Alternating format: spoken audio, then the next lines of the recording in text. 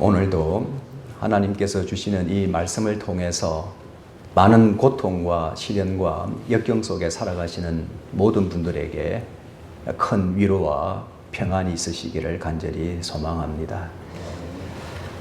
사람들은 삶이 굴곡이 없고 형통하고 평탄하기를 원합니다. 삶의 필요가 풍성하기를 소망하며 그것과 함께 영적 고결함을 유지하는 것이 오늘 대부분의 사람들의 소망이요 본능이라고 생각합니다. 그렇기 때문에 어떤 사람들은 고통과 환난을 강하게 거부하시는 분들이 있습니다. 성경에도 말씀하고 있지만은 사도 바울은 많은 고통과 시련과 환난을 겪었던 분입니다. 그 주위에 있는 사람들이 하나님의 사도라면 어찌 저렇게 고통과 환난을 당할 수 있겠느냐라고 반문하면서 그의 권위를 업신여기는 그러한 태도를 보인 적도 있습니다. 이와 같이 오늘 그리스도인들의 삶 속에서도 고통과 환난을 당하게 되면은 주로 이런 말들을 합니다. 하나님이 살아계시면은 어떻게 이대로 내버려 둘 수가 있습니까? 내가 이렇게 고통과 환난을 당하는 것을 보니 하나님은 계시지 않는 것 같습니다. 라고 말하면서 믿음을 저버리는, 하나님을 떠나버리는 사람들이 종종 있다라는 것을 우리는 보게 됩니다. 그러나 인생은 육체의 고통에서 벗어날 수 없습니다. 삶에 성공이 있다면 실패와 좌절을 경험할 수도 있습니다. 환경적인 어려움으로 인해서 상당히 고통과 환난을 겪기도 합니다. 우리 인생의 삶이 항상 순탄하지 않다. 오히려 뒤죽박죽이요, 엉망진창이요, 만신창이 된 우리 자신들의 모습을 때때로는 경험하고 말더라라는 것을 우리는 부인할 수가 없습니다. 생명이 살아있는 인생이라면은 고통과 환난에서 벗어날 수 있는, 자유로울 수 있는 사람은 아무도 없다라는 것은 불변의 진리라고 생각합니다. 그래서 욥기 5장 7절 말씀에 보면은 인생은 고난을 위하여 난나니 불꽃이 위로 날아가는 것과 같다라고 그렇게 고백합니다. 이런 고난과 환난 속에서 세상 사람들이 구하는 위로는 무엇일까? 라는 것을 한번 생각하게 합니다. 우리가 성경을 보면은 고린도는 상당히 높은 수준의 경제와 문화를 누리고 명성과 부를 소유했던 곳입니다. 그러나 심각한 문제들도 많이 있었다라는 것을 성경은 우리에게 말씀하고 있습니다. 고린도전서 1장 말씀을 보면은 고린도 교회 안에에도 이 파벌이 있었다라는 것을 말씀하죠. 바울파, 아볼로파, 베드로파, 그리스도파 하면서 자기들이 좋아하는 그런 유형의 리더를 쫓아서 신앙생활을 하려고 하다 보니까 파벌주의가 생기게 되었다라는 것입니다. 그리고 고린도전서 5장 말씀에 보면은 그들에게 문제가 된 것은 우상 숭배였습니다. 그리스 로마에 수많은 그 우상을 섬겼습니다. 심지어는 그 아프로디테 신에게 그 의식을 통해서 예배를 드리는 방식은 성행위였습니다. 얼마나 도덕적으로, 윤리적으로, 성적으로 부패하고 타락했나라는 것을 성경은 우리에게 말씀하고 있습니다. 그런가 하면은 고린도전서 15장 말씀을 보면은 부활의 복음에 대한 거짓 교사들이 등장을 했고 하나님의 말씀, 이 초대교회에서 이미 하나님의 말씀을 왜곡시키려고 하는 자들이 득실거렸다라는 것을 성경은 우리에게 말씀합니다. 이와 같이 이 고린도, 그리고 고린도 교회에서 그들이 아무리 높은 수준의 경제와 문화, 그리고 명성과 부를 누렸다 할지라도 인간의 본능 속에서 그들이 추구하는 것은 참 심각한 문제였다라는 것을 성경은 말씀하고 있고, 근데 이 고린도 교회의 문제는 오늘 21세기 한국 교회와 성도들의 문제이기도 하다라는 사실을 우리는 부인할 수가 없습니다. 우상숭배요, 성적 타락과 쾌락주의, 그리고 기복주의와 편의주의와 광적 소비주의, 파벌주의, 비진리와 혼합하는 혼합주의, 이기주의, 이런 것들이 오늘 우리 주위에도 얼마나 깊이 스며들어 있는가라는 것을 우리는 경험하며 살아가고 있습니다. 문제는 이것을 추구하여서 정말 인간의 근본적인 문제인 고난과 환난을 피할 수 있다면 얼마나 좋겠습니까? 그러나 인간은 스스로 이 고통과 환난을 피하고자 선택한 길이었다 할지라도 그것은 하나님과 점점 멀어지는 길이다라는 사실을 알지 못하고 있습니다. 하나님과 말씀으로부터 점점 멀어진다라는 것은 자기 자신이 어떤 좋은 아이디어와 기발한 창의력을 가지고 시도하는 방법이라 할지라도 그것은 더 큰 심각한 문제를 만들어내고 더 심각한 고통과 환난 속으로 끌어갈 뿐이다라는 사실을 그들은 깨닫지 못하고 있다는 것입니다. 우리가 이 문제를 해결한다는 것은 엄청난 축복이라고 생각합니다. 이 고난과 환난을 극복할 수 있는 이 비결을 안다라는 것은 우리가 세상에서 어떤 돈으로도 살 수 없는 값진 능력을 소유하게 되는 것이다라고 생각합니다. 우리가 성경을 보니까 성경에는 이 고난과 환난을 당한 사람들에 대해서 굉장히 많이 소개를 하고 있습니다. 야곱은 20년 동안 낮에는 더위와 밤에는 추위를 무릅쓰고 눈 붙일 겨를도 없었다라고 그는 말하고 있습니다. 요셉은 애굽 총리가 되기 전까지 13년 동안 종으로 팔려가서 그리고 누명을 쓰고 감옥 생활을 했습니다. 그리고 욥은 사탄의 시험으로 말미암아 자기 자신의 재산인 가축과 종들이 다 죽고 심지어는 자기 자녀들도 다 상실했습니다. 그리고 자기 자신의 온몸이 종기가 생겨서 질그릇 조각으로 몸을 벅벅 긁는 그런 고통 속에서 하루하루를 보내야만 했습니다. 그 욥의 아내는 그래도 자기의 온전함을 굳게 지키려 하느냐, 하나님을 욕하고 죽어라 라고 남편을 비난합니다. 아마 이와 같은 고통을 산 사람은 이 세상에 그렇게 많지 않으리라고 생각합니다. 심지어는 왕이 되었던 다윗도 사울 왕을 피해서 약 10년 동안 도망자의 삶을 살았다라는 것을 성경은 말씀하고 있고, 그 외에도 선지자들이 참 희생의 삶을 걸어갔다라는 것을 성경은 우리에게 말씀합니다. 이사야는 귀족 출신이었지만은 그의 인생의 결론은 톱으로 잘려 죽임을 당하는 것이었고, 예레미야는 하나님의 진리의 말씀을 선포했다. 뺨을 맞고 감옥에 갇히고 능멸과 모멸을 당했던 그러한 선지자로 성경은 우리에게 소개하고 있습니다. 이와 같이 성경에는 수많은 고통과 환난의 사람들, 그리고 그 역경을 이겨낸 사람들을 우리에게 소개하고 있는데, 또 우리 한 사람을 꼭 기억해야 할 사람이 있다면 저는 사도 바울이다라고 생각합니다.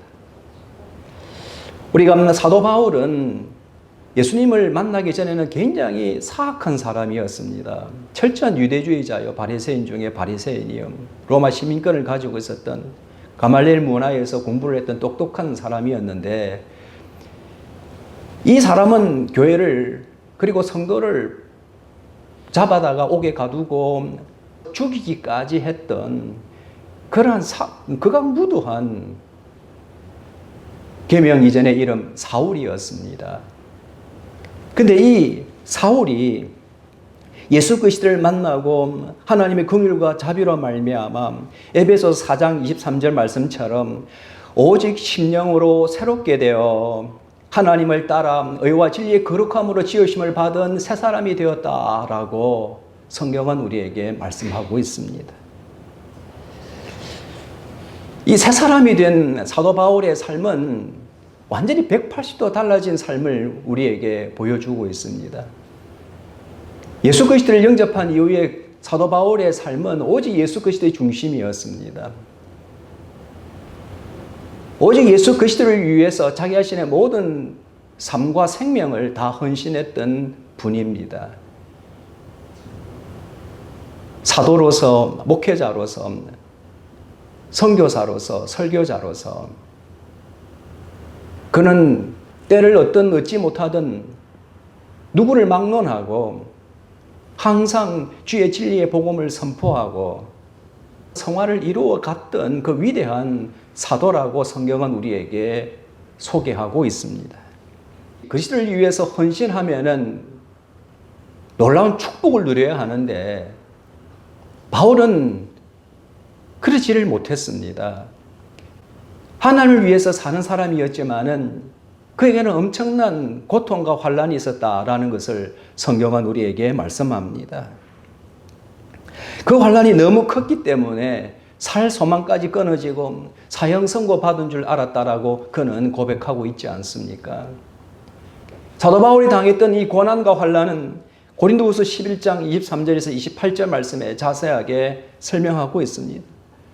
파선을 당하는 위험에 직면했고 옥에 갇히기도 하고 로마법에 의해서 3번이나 태장을 맞았고 유대인에 의해서 39대 매를 5번이나 맞았습니다.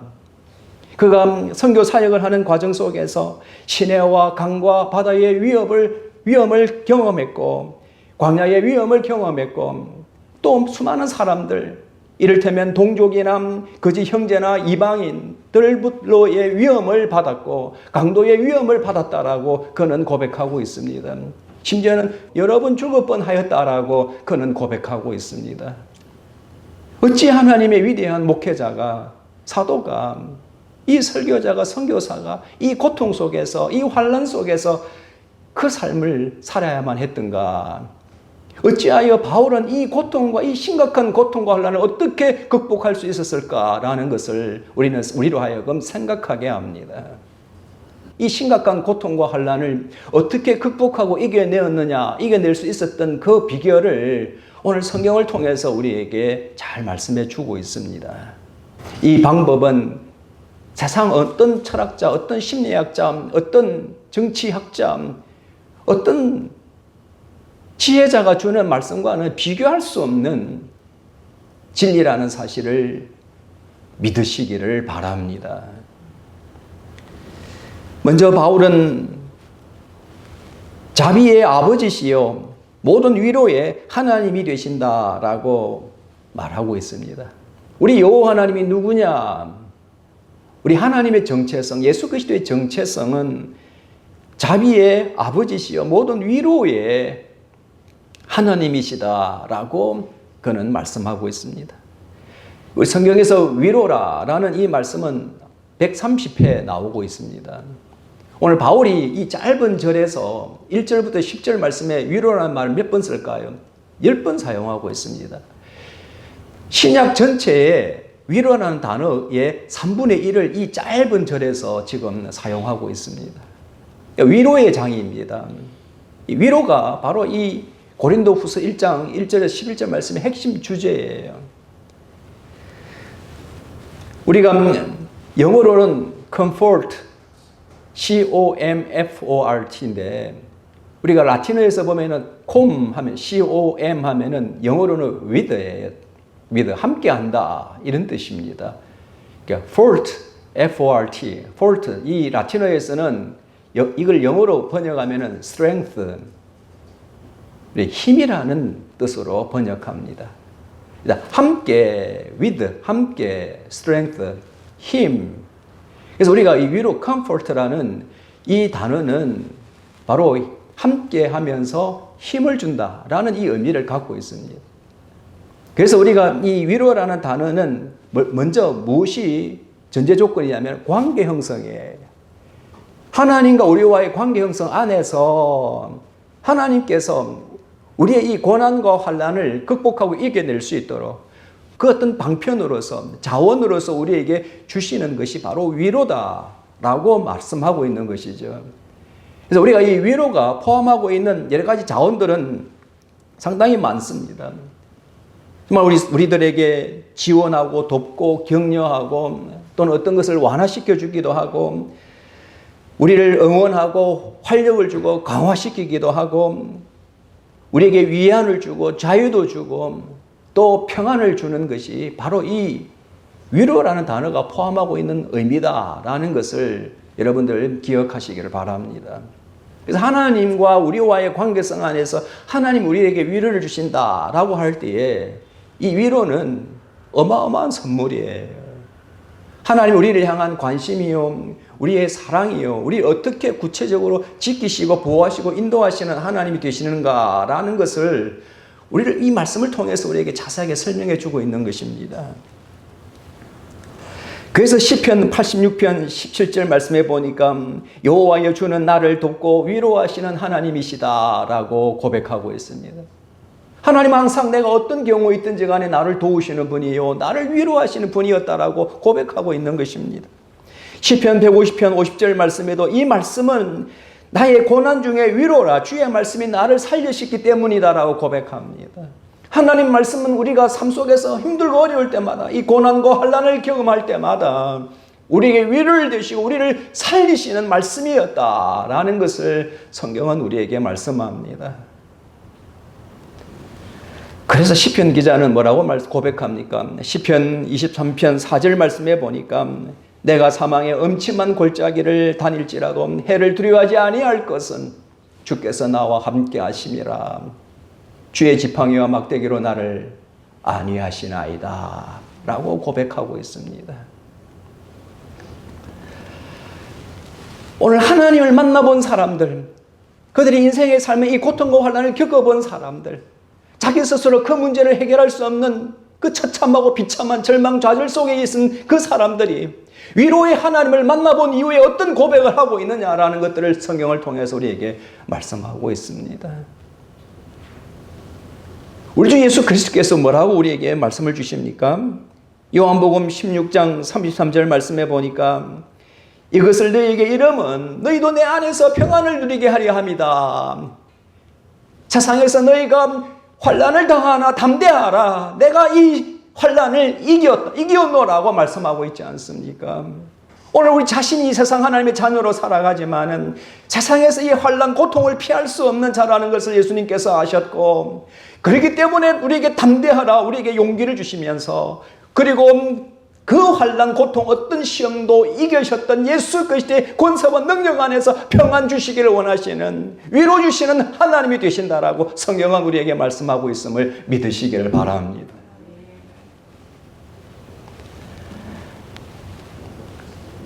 물론 해봐야 알죠. 지도자가 해보지 않고 다른 사람들에게 너도 해봐라.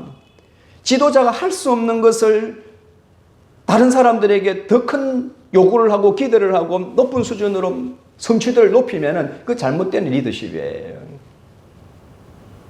우리 하나님 되시는 우리 구세주 되신 예수 그리스도 하나님이셨지만 이 땅에 육신으로 오셔서 그 제한성 안에서 우리와 동등한 성정을 가지고 계시고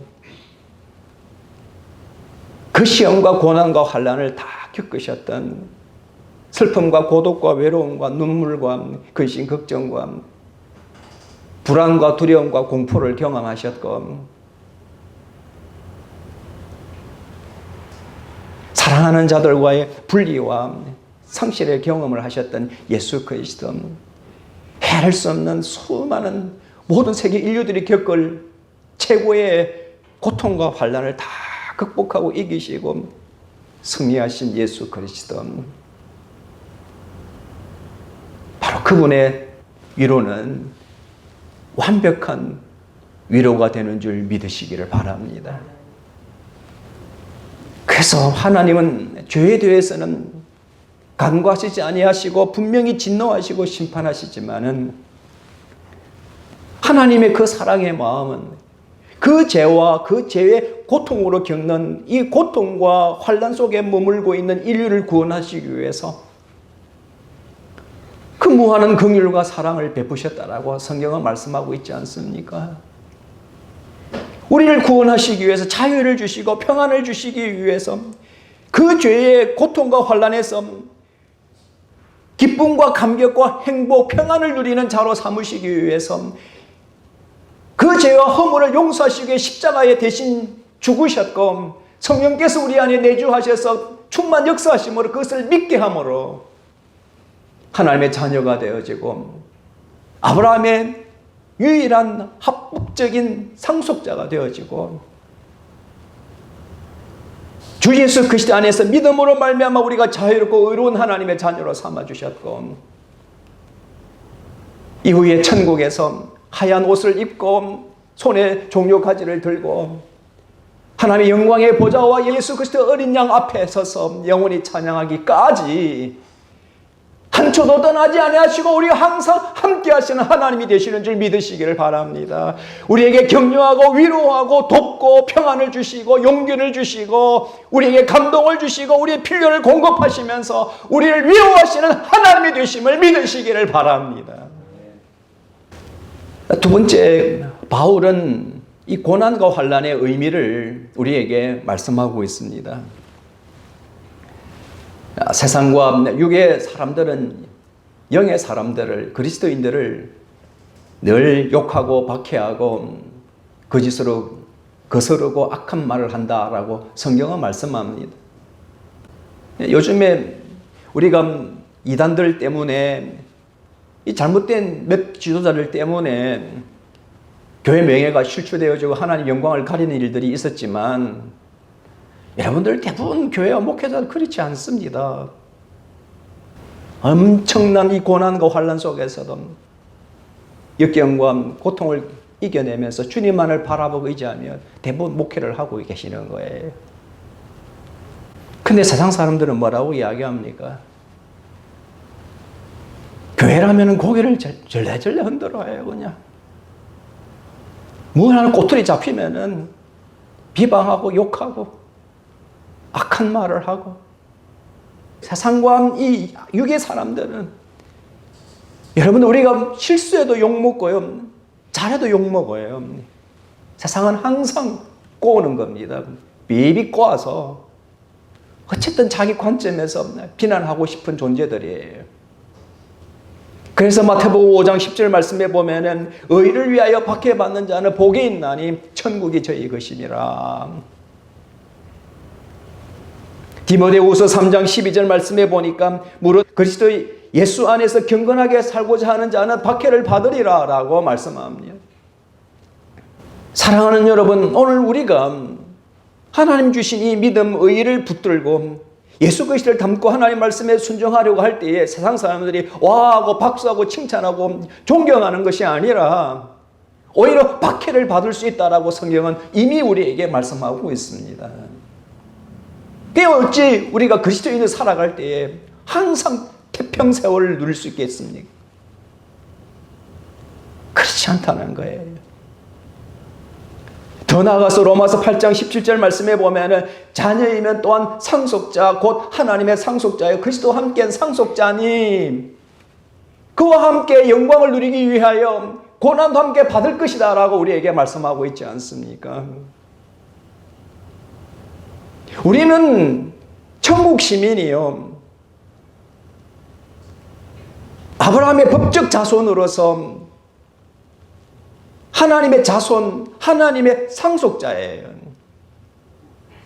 그것은 예수 그리스도께서 하나님의 상속자로서 그 영광을 누리시지 않습니까? 지금 하늘 보좌 우편에서 이 세계 우주 만물을 통치하고 다스리고 계시고 종말 때에는 심판주로서 이 땅에 재림하실 예수 그리스도 그 권세와 능력을 우리도 누리게 하시기를 원하시는 게 하나님의 뜻이요.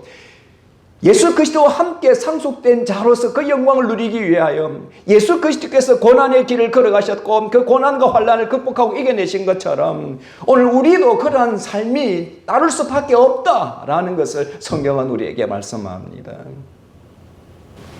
그래서 오늘 우리가 여러분들 죄와 허물로 당하는 고난이 아니라면, 환난이 아니라면 그것은 바로 내 믿음을, 나의 의를, 내가 하나님의 거룩한 상속자로서 예수 그리스도의 영광을 함께 누리는 자가 되음을 인정받게 하는 고난과 환난이 되는 줄 믿으시기를 바랍니다.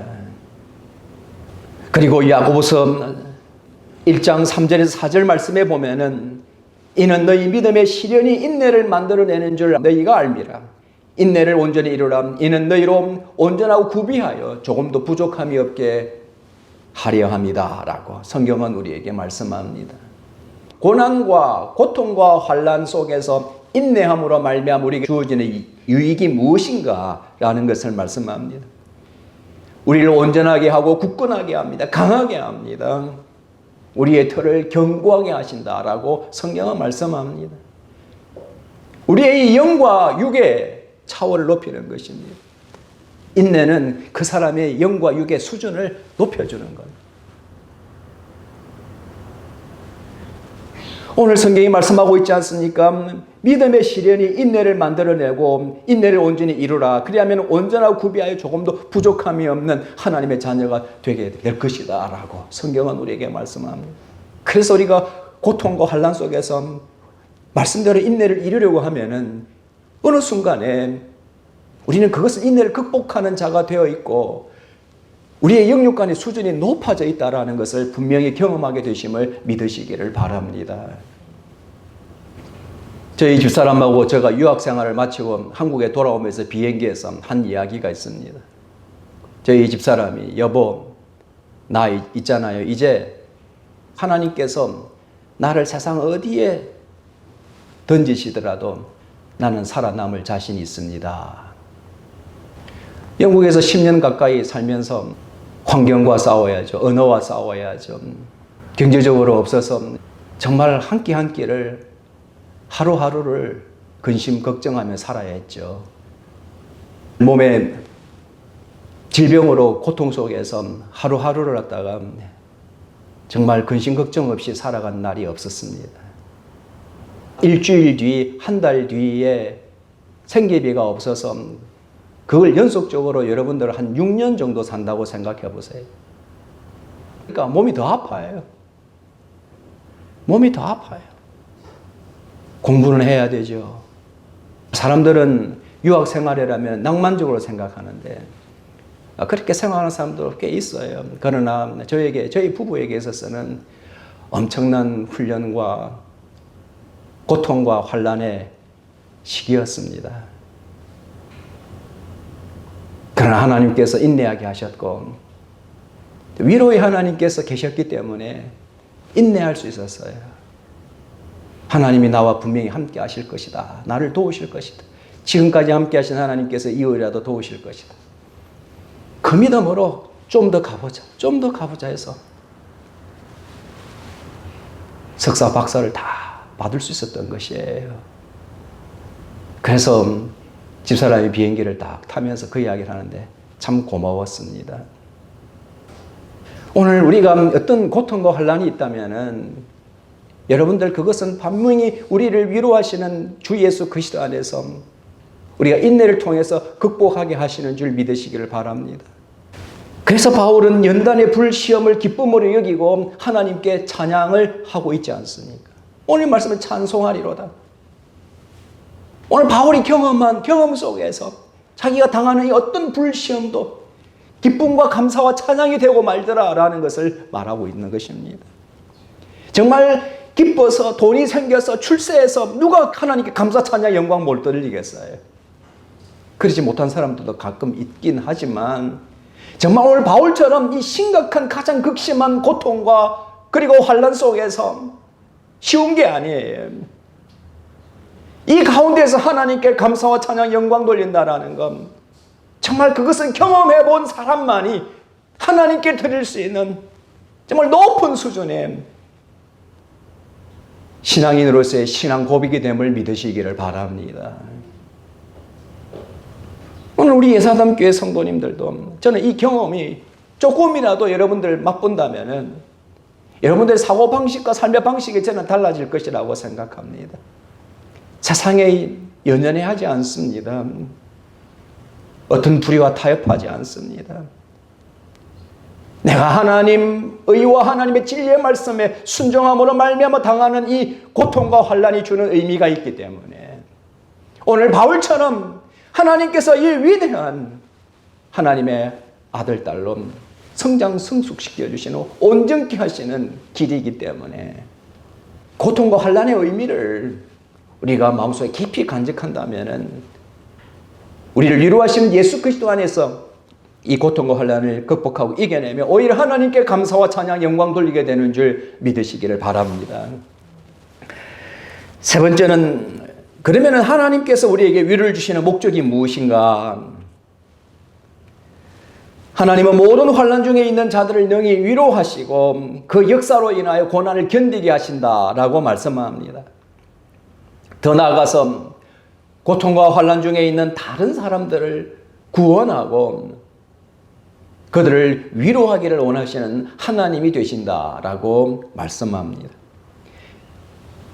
그래서 우리 여호와 하나님은 너희는 위로하라, 내 백성을 위로하라 라고 말씀하셨고 바로 다른 사람을 내가 이 하나님의 위로로 말미암아 고통과 환난을 극복하고 이겨내며 그리고 더 나아가서 우리 주위에 있는 이 고통과 환난 속에 있는 사람들을 위로하는 자로 우리를 부르셔서 이 지상 명령을 우리에게 맡겨주셨다라고 말씀하고 있는 것입니다.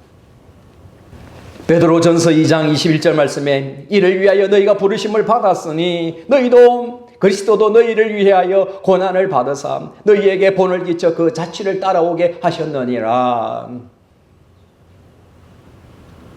위로의 하나님께서 우리가 이 죄와 허물 속에서 고통과 환난 속에 있을 때 우리에게 찾아오셔서 우리를 위로하시고 구원하신 것처럼 이제 예수 그리스도께서 성취하신 그 사역을 오늘 그리스도인들 우리에게 하나님의 위로를 통해서 이 시험과 고통과 환난을 극복하고 이겨낸 우리들에게 맡겨주심으로 우리가 예수 그리스도를 따르는 자가 되었다.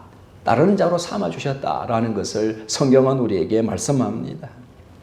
그러니까 사람들을 판단하기가 쉽지 않습니까? 저 사람은 돼, 저 사람은 안 되라고 생각하는데 그건 바른 위로의 이 사명을 감당하는 자의 태도가 아니죠.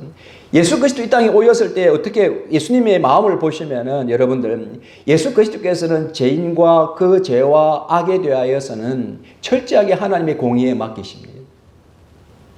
근데 그 공의에 어마어마하게 무서운 그 결과에 대하여 예수 그리스도께서 짐을 지시고 계시지 않습니까? 사람들을 딱 만났을 때 저 악한 자 안 돼가 아니라 하나님의 공의에 맡기면서 그 짐을 자기에게로 끌고 들어오시더라는 거예요. 그 죄를 내 안에 품고 그를 구원하기 위해서 하나님의 공의를 해결해야 하기 때문에 그 죄를 내가 안고 대신 십자가에 죽으시는 길로 가시는 거예요. 그에게 있어서 최고의 위로의 하나님, 구원의 하나님이 되시는 것입니다. 자비의 하나님이 되시는 것이에요. 오늘 우리도 마찬가지예요. 예수님께서 너 누구야? 내가 왜 너 같은 것들 내가 구원해야 돼? 이렇게 하시면 우리는 할 말이 없어요. 하나님의 공의에 맡기시지만은 우리 스스로 해결할 수 없는 그 공의라는 것은 해결되지 아니하면은 어마어마한 심판을 받을 수밖에 없기 때문에 예수 그리스도께서 우리의 모든 죄를 다 담당하신 거예요. 오늘 우리 주위에 있는 믿음 없는 가족들, 친지들, 벗들 많지 않습니까? 마음에 드는 사람, 마음에 들지 않은 사람들이 있는데 우리는 그리스도의 본을 본받고 그 자취를 따르는 자가 되어야 해요. 그 공의는 무슨 하나님의 심판밖에 없습니다. 그렇기 때문에 우리를 부르셨고 우리를 위로하여 주시고 우리를 구원하여 주셔서 그 시험과 고통과 환난을 극복하고 이겨내게 하시고 우리를 성장 성숙시켜 주실 뿐만 온전케 하셔서 오늘 우리 주위에 있는 죽어가는 수많은 사람들, 하나님의 공의의 진노 속에서 영원히 멸망받을 수밖에 없는 자들을 위로하고 그들을 구원의 길로 인도하기를 원하는 그 사역을, 사명을 우리에게 맡겨주신 줄 믿으시기를 바랍니다. 이게 세상의 악의 원리를 뒤집는 원리예요. 세상의 질서를 새롭게 세우는 원리예요. 우리 주위에 있는 죽어가는 하나님의 공의의 심판에 머물 수밖에 없는 자들을, 그들에게 위로하고 그들을 구원하기 위해서 걸어가는 이 삶이야말로 무엇을 경험하는 일입니까? 우리 안에 임재하신 살아계신 여호와 하나님, 그 역사하시는 권세와 능력을 체험하는 길인 줄 믿으시기를 바랍니다. 그래서 오늘 바울은 자기를 의지하지 말고 오직 죽은 자를 다시 살리시는 하나님만을 의지한다라고 그런 고백하고 있습니다. 자기가 잘났어가 아니라, 똑똑해서가 아니라, 로마 시민권을 가지고 있어가 아니라, 가말리엘 문화에서 공부해서가 아니라, 유대인 중에 유대인이요 바리새인 중에 바리새인이라, 그것이 아니라 죽은 자도 다시 살리시는 하나님만을 바라보고 의지한다. 골로새서 1장 29절 말씀에도 내 속에서 능력으로 역사하시는 이의 역사를 따라 힘을 다하여 수고하노라라고 말씀하고 있습니다. 자기 힘이 아니라 내 안에 임재하시고 위로하시는 주 예수 그리스도의 그 능력의 역사하심을 따라서 그는 섬기고 헌신하며 하나님의 뜻을 이루어가는 주의 종이다라는 것을 고백하고 있습니다. 모든 것은 하나님의 주권에 달려 있습니다. 우리가 하나님을 믿고 의지하고 기도하면, 오늘 바울도 우리 기도하라고 말씀하고 있지 않습니까? 우리를 위해서 기도하라고 기도를 요청하고 있습니다. 기도가 얼마나 중요한가라는 것을 우리에게 말씀하고 있는데, 우리가 이 기도라는 것은 우리가 하나님을 믿으면서 하나님을 의지하는 신앙 고백이며 하나님의 절대 주권에 달려있다라는, 그리고 죽은 자도 다시는 하나님만을 바라보고 의지한다라는 우리의 신앙 고백이에요. 우리 하나님께서 지금도 보좌 우편에 우리를 위하여 중보기도 하고 계시는 줄 믿으시기를 바랍니다. 모든 시험과 환난을 고통 이기신 주님께서 우리를 얼마나 감정이입을 잘하시겠습니까? 저는 세상에서 가장 완벽한 상담사, 가장 완벽한 감정이입을 하실 수 있는 분은 예수 그리스도밖에 없다라고 생각합니다. 우리가 아쿠하고 그냥 엎드려서 눈물을 흘리면 주님께서 우리 깊은 마음속의 모든 것들을 다 함께 경험하시고 이해하시고 공감하시고 함께 눈물을 흘리시며 기도하시는 분인 줄 믿으시기를 바랍니다. 세상 최고의 상담사 되신 예수 그리스도를 왜 그냥 내버려 두세요? 무슨 고민이 있습니까? 상처가 있습니까? 아픔이 있습니까? 불안과 두려움이 있습니까? 근심 염려가 있습니까? 고통과 환난이 있습니까? 가장 완벽하신 상담사, 우리 아버지, 우리 그분만을 바라보고 의지하고 그분께 눈물로 엎드려 기도할 때에 이미 우리 마음속에서 그 뜨거운 사랑으로 깊은 감정이입 속에서 우리를 사랑하시고 함께 기도하시면서 우리의 문제를 도우시고 해결하시고 승리와 영광의 길로 인도하시는 문제 해결을 도우시는 하나님이 되시는 줄 믿으시기를 바랍니다. 그래서 우리가 그리스도인으로서 다른 사람들을 위로하고 그들을 구원의 길로 인도하고 그들이 그 경험 속에서 하나님께 감사드린다라는 것은 바로 하나님께 영광이 되는 것이에요. 이 사명을 감당하는 그리스도인들은 바로 그리스도의 고난의 정인이요 장차 나타날 영광의 참여자라고 성경은 우리에게 말씀하고 있지 않습니까? 왜? 그리스도처럼 살았기 때문에, 그리스도처럼 다른 사람을 위로했기 때문에, 예수 그리스도처럼 다른 사람에게 진리의 복음을 전하여 구원에 이르게 하였기 때문에 그 사람들이 예수 그리스도를 만남으로 기뻐하고 감사하고 또한 그 모든 시련과 역경을 극복하고 이겨내며 하나님께 영광 돌리기 때문에 똑같이 예수 그리스도와 같은 사역을 감당한 자로서 예수 그리스도께서 누린 영광을 함께 누리는 자가 될 수 있다라는 것을 우리에게 말씀하고 있습니다. 이 사명을 감당하는 자들에게 주신 축복의 약속이 어마어마합니다. 우리 성경에 보면은 이스마엘이 이삭을 핍박했다라고 성경은 말씀하고 있어요. 자기 자신이 종의 신분이기 때문에 상속자가 아니라는 것, 그 시기 질투, 분노, 하나님에 대한 거역, 그로 인해서 오늘 이 이스마엘이 이삭을 엄청나게 핍박했다라고 성경은 말씀하고 있는데, 성경은 뭐라고 말씀하십니까? 이삭이 인내로 모든 것을 다 극복하고 이겨냈다라고 성경은 말씀하고 있고, 그 이삭에게 주신 축복이 무엇입니까? 100배의 축복이에요. 100배의 축복. 창대하고 왕성하여 거부가 되게 하였다라고 성경은 말씀하고 있습니다. 우리가 이와 같이 핍박, 박해, 고통과 환난 속에서 인내를 이룰 때에 하나님께서 어떤 축복을 주시는가라는 것을 성경은 우리에게 분명히 말씀하고 있습니다. 그래서 내가 힘들고 어려울 때에 하나님을 바라보고 의지하며 오히려 하나님의 공의에 맡기고 죄와 죄인에 대하여 공의에 맡기고 내가 그 짐을 맡아 예수 그리스도의 본을 따라 그 자취를 따르며 그들에게 위로하며 그들을 구원하며 그들이 하나님께 감사 찬양 영광 돌리는 길을 선택하게 될 때에 하나님께서 어마어마한 축복을 부어주신다라는 것을 성경은 우리에게 말씀하고 있고, 히브리서 12장 13절 말씀에도 연단받는 자들은 의와 평강의 열매를 맺는다라고 말씀하고 있고, 예수 그리스도께서 재림하실 때에는 칭찬과 영광과 존귀를 받게 될 것이다 라고 말씀합니다. 이것은 뭘 이야기합니까? 영육 간의 놀라운 축복, 예수 그리스도께서 재림하시는 그날 이후에 이루어질 미래의 영원한 놀라운 축복, 모든 것을 우리에게 약속해 주고 있다는 것을 믿으시기를 바랍니다. 그러므로 로마서 5장 3절 4절 다 같이 한번 읽고 말씀을 마치도록 하겠습니다. 다만 이뿐 아니라 우리가 환난 중에도 즐거워하나니 이는 환난은 인내를, 인내는 연단을, 연단은 소망을 이루는 줄 알미라. 아멘. 사랑하는 오늘 우리 예사단교회 모든 성도님들, 이 설교를 들으시는 모든 분들, 우리 주 예수 그리스도께서 자비의 하나님이요 위로의 하나님이 되시는 줄 믿으시기를 바랍니다. 그리고 이 고난과 환난의 의미를 마음속 깊이 생각하셔서 그것은 우리의 믿음과 의와 말씀 순종과 그리고 우리가 하나님의 유일한 상속자로서 예수 그리스도와 함께 그 영광을 누릴 자라는 것을 증명하는 의미를 갖고 있다는 것을 여러분들 마음속에 꼭 간직하시고, 하나님께서 우리를 위로해 주시는 목적은 우리가 어떤 시험과 고통과 환난이라도 인내를 통해서 극복하고 이겨내고 영적으로 성장 성숙하여서 우리 주위에 죽어가는 수많은 사람들을 위로하고 그들을 구원하고 그들도 어떤 시험과 환난을 극복하고 이겨내어 하나님께 감사 찬양 영광 돌려드리는 이 사명을 감당하는 것이다. 그때에 이삭에게 주신 100배의 축복,